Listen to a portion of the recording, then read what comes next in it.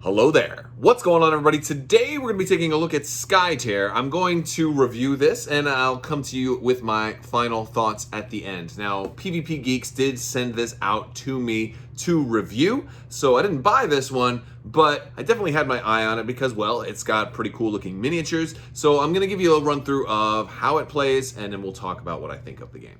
Now, Skytear is a MOBA style board game where if you have played games like League of Legends or Dota, you're probably familiar with the general idea is that there are lanes, you have minions that are going to spawn, and you have heroes that can push lanes, eventually break through towers, and try to destroy your opponent's nexus. And the first person to destroy their opponent's nexus wins. And this game follows a lot of that. It does have a double-sided board. So the advanced side has 3 lanes, and then the basic side has just 2 lanes, and that's the board we're going to use for this. So as we set up the board, we're going to have towers, and each player near their nexus is going to have towers, and they're going to mark with hit points, and like 2 of these count. This is basically 2 hit points. This is another 2 hit points. This is 1 hit point, and each tower is going to have 5 hit points. We're also going to have a control marker, and basically this is going to be kind of like the tug of war mechanic. That's basically how this control marker works. The more force your opponent has, they can kind of force it closer to you or force it closer to the other person. And that's basically by moving control closer to your opponent's nexus and winning the tug of war, you can begin to damage their towers and eventually damage their nexus. There's going to be multiples of these, and each one is marked with a number, and the number is going to represent the order in which they resolve. So that is the control markers we're going to be placing them. There's going to be a dedicated spot on the map that also tells you where they go at the beginning of the game.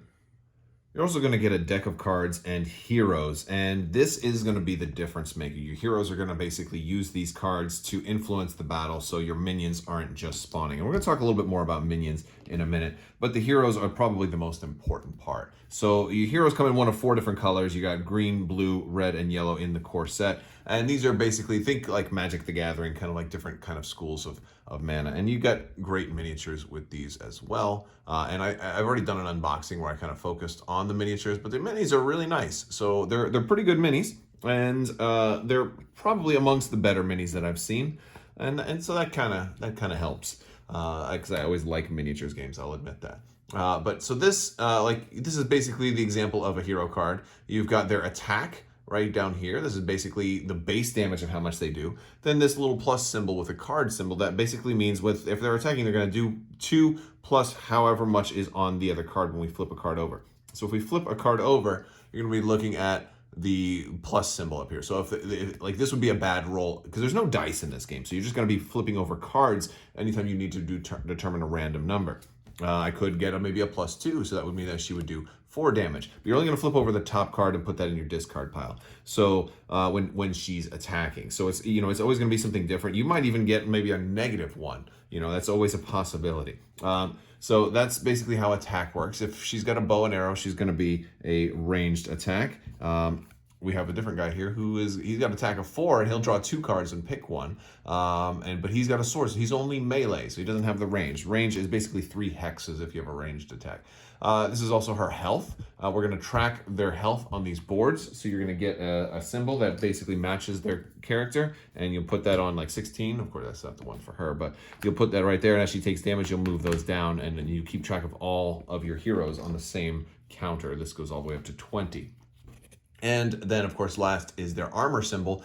If they can naturally block damage as it comes in, that will be there. Like this particular character here has a 1 for armor. So if she gets hit for 3, that'll reduce it to only 2. And some characters have armor, others do not. And that is basically a character's stats in a nutshell. Once you become comfortable with the game, you can flip it over and you can play the advanced game, which the characters still have the same stats, but there's more going on here as well. And they have some additional abilities that once you learn the master mechanics, then you can go ahead and play with them in the normal way and then have additional depth and additional powers for every hero. At the beginning of the game, we're going to deploy our heroes directly surrounding our nexus in any way we choose. They have to be touching it though, and so is our opponent going to do the same thing, and then we're going to spawn minions. For points 1 and 2, we're going to put one minion from each side and then another minion from each side. And so basically each side will have 2 minions on each point, excluding the middle one. We'll talk a little bit more about point 3 or the dome in a little bit. But basically these minions represent the total power contesting this force. And it's basically at the end of the round, once all the heroes have gone, you're going to get to this minion phase. And whoever has basically the most force over here is going to be the winner, and then they'll be able to push the control point backwards and maybe do damage to minions, and if there's enough damage, maybe it can hit the towers. We're also going to flip over 3 of these objective cards, and this is going to be another way for people to win the game. And we'll shuffle these and we'll draw them randomly, and they'll be placed right here. And they could be, it's going to be different every game because you're going to have 3 of them, and the first player to complete one of these objectives is going to win. And that is going to be even before you destroy the Nexus. So it might be, you know, defeat 2 enemies using an outsider, or destroy the enemy tower on your left lane. So the very first person to do that wins. So like it can totally be a very, very fast game because there are multiple ways to end it. You can end it the traditional way by destroying the Nexus, or do one of these. Now, if both players do this on the same turn, then it's a wash, and then you go, you know, we go for the next one. They're going to have another chance. But so you want to basically do this and not let the other person do it at the same time. So on your turn, the first player is going to activate first, and of course you randomly decide who goes first, and they're going to activate one hero, and that hero is going to be able to take 3 different actions, and you can't take the same action twice. So basically the actions that you can take, let's say I was going to activate Sakoshi here. Well, one of the things I can do is I can move. Moving is going to allow me to move 3 hexes, so I can go 1, 2, 3, you know, and maybe I could hide in this bush here because there are certain brush tiles on the map, and those are very similar to League of Legends, where I'll be completely hidden from view unless there's an enemy adjacent to me that says, hey, he's over here. Then of course they can all attack me. But if there's no enemy adjacent to me, I basically undercover, can't be attacked. Also can't be attacked if there is a white hex line in between me and somebody else, because the dome is its own separate area. And it's basically like a white wall, a bubble over here. You can walk through it, but you can't see through it. And this is, of course, where the outsider sleeps. And so when we get to the end of the phase, we'll talk about the outsider, because that's kind of cool. Where basically you kind of want to push both outside lanes, but you can also want to have some, it's like a balancing act. You want to have some people in the middle as well, because, hey, there's an outsider there, and whoever has the most in there can take control of him. So my first action is going to be, maybe I could move, and that would be 3, I can move 3 hexes, 1, 2, 3. I want to get close to the control points so I can add, I'll count as 1 more threat. So if I do that, that'll be like, hey, I'll have 3 versus my opponent's 2, and now I'm probably going to push this lane. Another action I can do is attack. If somebody is within range of me, I can attack. So if I'm a melee character, I may want to move 1, 2, 3. Oh, well, I'm not close enough, so I can't get next to those guys to attack them. But if I'm a ranged character, I'm within 3 hexes, I can attack an enemy minion. Now, minions all have 1 hit point each, so basically every attack is going to kill a minion. So that's real easy. Another action I can do is called Skirmish. Skirmish is very important because it has some movement built into it. It lets you do 3 things. It lets you move again, and attack a hero with a value of 0 plus 1 card. So it's a light attack. It can only be against another hero. So if there was an enemy hero up here already, I could skirmish. Maybe if I was here, I could skirmish. I could go 1, 2, and hit him. And I can do this in any order. So if I'm nearby, I can go hit him, or move, hit him, and then move away. Or if you're adjacent to somebody, you can hit somebody and move. You know, maybe I hide inside the bubble so they can't see us. So basically I can move, I can attack, I can skirmish. I can also lead. And leading is important because leading is increasing your threat for wherever you are. So when I lead, I can take a card from my hand. Oh, by the way, I also have cards that I can play. We'll talk about those. I can take a card from my hand, and we'll take one of them and set it down, face down, next to my character card. And of course, then I'll tap my character when they're activated and then say that they're done, so we track who's done. But basically, when I lead at the end, when we're comparing values, this is going to act as a bonus. I'm like, oh, well, I get 3 extra. You're going to count the mana symbols on the card, and that's going to count as like a +3. So if you maybe had 2 and I only had 1, but he's there and he reveals a +3, well, then all of a sudden I'm going to add that 3 to my 1, and now I have 4 to 2. I'm going to kill 2 of your minions, something like that. So it's a great way to, and you can bluff with it too. I don't have to lead with a card from my hand, though. I can take the top card off of my deck and put that one there. I won't know what it is, so it'll be a kind of a surprise. So leading is a good way to kind of push a lane. There is a 5th action called Worship. And Worship is going to do a different thing depending on what color your character is. But that Worship is really only used on the advanced side. So every character down here is going to kind of talk about what their worship ability is going to do. There are also different helper cards for each color, and those talk about the worship thing. Some people make illusions of themselves, some people summon totems, some people mark another character that the other characters can have benefits on, and it's different for each color. So worship kind of strengthens the game a little bit as far as strategy, because if you're playing the basic game, you only have 4 actions you're doing, or you have 3 actions you can do, 4 actions you're available, so only 1 thing you're not doing each turn.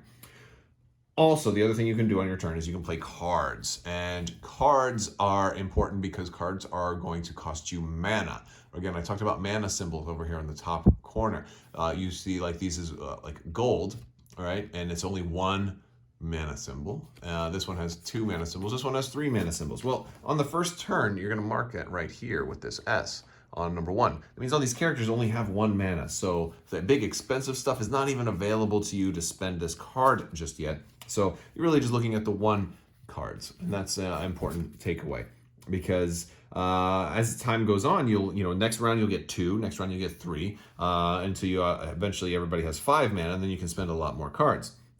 But that's for your whole turn. Now, the way that the cards work is pretty self-explanatory.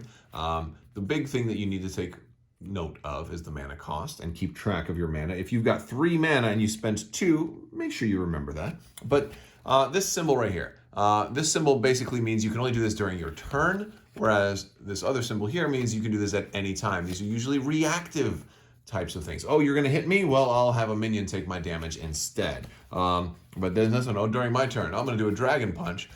Instead of just attacking somebody next to me, I'm going to hit everybody in this hex pattern right there, which is a really, really cool thing. And of course, that's why it costs 3, because you can hit 5 different enemies if they happen to be positioned correctly, which is insane. And if there's multiple minions in the same hex, you can hit a lot more than 5 if that's the case.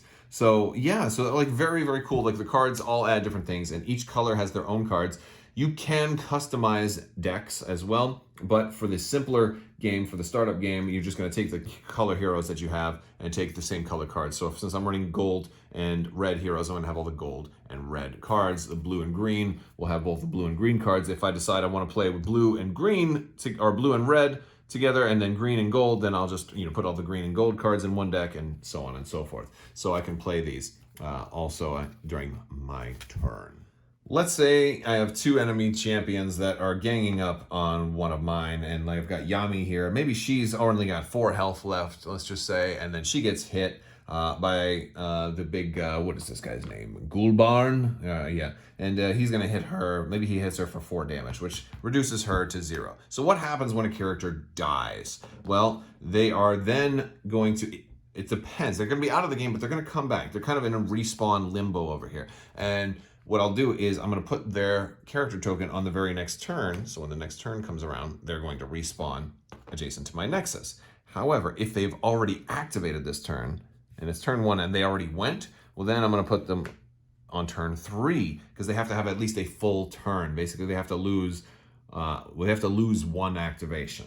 So again, a game that is only 5 turns too, because after the 5th turn, if nobody's got a victory condition yet, the game is going to end in a draw, which is very interesting. A lot of games don't always end in draws, but that is one thing. So you can get your heroes back if they die, but there is certainly a consequence to that, because they're not going to be around for at least 1 turn, and that means you're not going to be able to count their threat, and you're going to have to make some hard choices on which lanes you push. Speaking of pushing lanes, after all the heroes have gone, We're then going to move to the Minions phase. All right, so Minions phase, we're going to start with control node number 1 because it's first, then we'll do number 2 in the same way, and then we'll do number 3. But I'm just going to demonstrate what would happen on 1. Let's say during the course of this round, the enemy heroes had killed both of my minions. One from an attack and maybe another one from a card or something like that. And I've moved one of my heroes up here, so I'm contesting. But if we count force, right now I've got 2 enemy minions and 1 enemy champion. So there's a force of 3 versus mine, which is a force of 1. So we have a difference of 2. But then we could see if anybody led with a card. And let's just say, for example, we each led with a card, but it was only a 1 each. All right. So then it would be 4 to my 2, still a difference of only 2. So I'm overpowered by 2. So what would happen at that point is then you'd take that 2 damage and then apply it to any minions that I had left that would kill them. Since let's just say I did have some minions and he had played a 3 and I played a 1, so he'd still have a difference of 2, and he would kill my minions. Then what happens is, whatever the difference was, in this case 2, we're going to move that control node 2 hexes closer to my tower. Once you're close enough to my tower, any excess damage, in addition to killing minions, is then going to roll over into my tower and start taking off hit points of my tower. If I lose 1, I'll take that off. If I lose 2, I'll take that off, put this one back on, so I have 3. And then I'll just keep track of my tower. Once I lose a tower, I then take all 5 of its damage, I put that on my nexus, and that becomes the 5 health remaining of my nexus. And then this control point will start moving closer to my nexus instead of the tower. So it's a way to, this is the tug of war mechanic. So after all of these have gone, then everybody's going to spawn 2 minions at each of their points. So I'm going to get 2 minions back each turn, but then so is my opponent. So they can kind of get up to a certain point. But there's only so many minions in the box, so it's not like they're going to have 100 minions on one point if you just ignore it. And if you did just ignore one side, you'd probably lose very quickly. You can't just ignore one side. So we're going to do the same thing for step 2, but then we're going to do step 3. Now, control node 3 doesn't have minions that spawn there, so it's a little bit different. So one of the things that's going to happen here is it's only going to be contesting heroes. And of course, if you had led with a card, you can also use the mana symbol on the card that you led with for your hero in the center as well. So that is certainly possible. But let's just say I moved a hero in and my opponent didn't move a hero and he was focused on pushing the lanes. Well, what's going to happen at that point? Well, since I have 1 to my opponent's 0, I'm going to win node 3, and that is going to give me the outsider, and I'm going to get this massive guy who takes up 3 hexes, and I am going to be able to place him, activate him, and do 3 actions with him right now. Boom, and we can place him like on the edge and then attack my opponent's heroes, especially if they were pushing a lane and he had 2 heroes together over here. Maybe I could hit both of them. I might even be able to kill somebody. So there's a lot of cool stuff. And the outsiders, he's got an attack. It's a ranged attack too, so he can attack at range, which is always nice. He can also be attacked, so people can try to kill the outsider if they want. But he also he's got some good things he can do. He can make your friendly heroes worship. He can let you draw an extra card. And of course, he's got, in addition to his attack and normal actions that he can take, he's also got a shockwave ability too, which is cool. So he's got lots of damage that he can dish out. So if your opponent only pushes lanes, you can then take control of the outsider for 1 turn. Of course, then they can turn around and maybe say, hey, that was really dangerous. Maybe next turn they will push and try to take the middle and kind of let you push back in your lane a little bit. So that's just a brief overview of how Skytear works. It's simplistic in that the actions are very simple. So like it's very, very quick to pick up, but there's a whole lot more to it once you've picked it up. There's different condition tokens. You can slow people down. You can make them faster. You can damage their ability to attack. There is also, the whole worship action, which expands the game. There's customizing decks, which expands the game, mixing up your heroes and building different armies. You can also flip the board over to the other side and play a bigger game. And there's a lot of expansions available too, so you can add more heroes, even more outsiders to your game. So that's Skytear. Now, at this point, I'm going to talk about some of the good and some of the bad and just what I think of the game as a whole. So I do want to first off give a big thanks to PVP Geeks for sending this out to me to review for you guys. I always appreciate getting a game in the mail. It's always a nice little surprise. And But that being said, I'm not really obligated to kind of hype it up or dismiss it. So I'll just be perfectly honest with you. I'm going to start off with the bad, and then I'll end with the good, because there's not a whole lot of bad. Now, the first bad thing, it's not Star Wars. It's not like from an IP that like I'm really crazy about, and I kind of get that. You know, it's not every game can be Star Wars. Now, there are certain other IPs and certain other genres that I'm like a complete sucker for, but this one kind of just didn't fit any of those spots that I felt like I needed to have that. And I guess that's okay. Other thing that's not super great is the fact, for me personally, that that there's this whole like deck construction aspect to the game. For a board game, I usually like a game that's like, this is how you play it. Like I bring it to a game night and like people don't have to know it. I can just teach the game and we can go. Now, games that have that deck construction element tend to want to be a little bit more involved and take up a little bit more of your time. And since I've got so many time-consuming games already, like Armada, Legion, X-Wing, you know, like those are type of games I really have to dig into it before I play and kind of plan what I want to do before I show up to play. I'm usually not as keen on another game that's going to potentially want a lot more of my time. But now I'll go on to the good. And basically the good part, the first good counteracts part of that bad one, in that there are pre-constructed decks already. So I don't have to do that, you know, that deep dive into this game. I can just pick up the pre-constructed deck, play it as is, and enjoy myself. And I think that that's cool. And while it does, I think this does tend to lean a little bit more into players who are already experienced with what deck's capabilities are. I think that kind of goes for just about any game. So any game, somebody who's a veteran of it is going to probably have an advantage on a newcomer. And while I kind of like games that kind of set everybody on an even keel, I can't deny that just about any game is going to have some advantage for you know, an experienced veteran of the game. And so this one kind of leans on that a little bit, but it doesn't require it. And so it has pre-constructed decks already, which is kind of a big thing for me, because I probably wouldn't have been able to really appreciate it if I had to design my own deck for every single game. So I like that there is pre-constructed decks. Another thing that's good is the minis. The minis are pretty good quality. Now, they're not as good as maybe Games Workshop minis or anything like that, but you know, for a board game, I don't usually expect the top tier of minis, and they're pretty good. They're actually really good for a board game, so I do like the minis. Again, I will put a link at the end of the video, probably over here, for my unboxing, where I do a little bit more close-ups of all of the miniatures, but I kind of dig that. I like the minis. I love minis in board games, where there's already gameplay, but the minis just kind of add some dramatic flair. And I think in this game, the minis serve the game very, very well. Now, I want to talk about theme, because I like the MOBA theme here. Now, this almost was going to be a negative for me, because there have been a couple of games trying to do the MOBA thing. And as somebody who used to play a lot of League of Legends, I really did like that theme, until I played some other games that were doing it, and I was like, I don't like the implementation. It doesn't feel fun.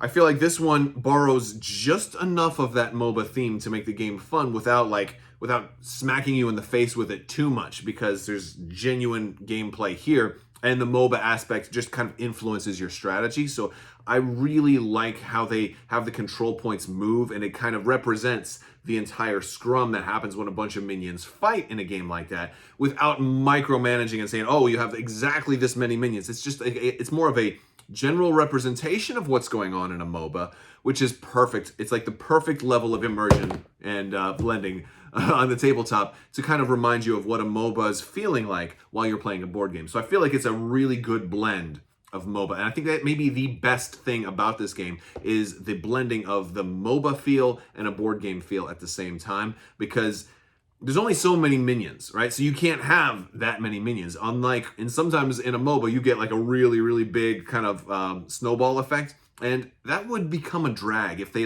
did it too much, because like trying to push like 40 minions across the board would eventually get old and become difficult to play. So the fact that you're probably just going to have, you know, 2, 3, maybe 4 moving, you know, is so much easier. It's so much more manageable. And so I definitely like that aspect of it. So again, like customizability is not a real big one for me, but I think that could be big for a lot of other people. There's also a lot more to this game. There's a lot of other expansions. So and I haven't seen any of those. This is just the base game. It's a good game. I would play it again. It's not going to be at the top of my list, but it's got quality gameplay and it's enjoyable. And that's my review. If you like this video, go ahead and give it a thumbs up. Let me know what you think down in the comments below. I'm always doing giveaways and all kinds of other stuff and a lot of Star Wars based content. So if you like Star Wars and you like board games or either one of the two, hey, maybe there's something here for you. All right, I'll talk to you guys later. I want to thank you all so much for watching. Also, big thanks to the patrons on Patreon. You guys help make this possible. So thank you guys as well.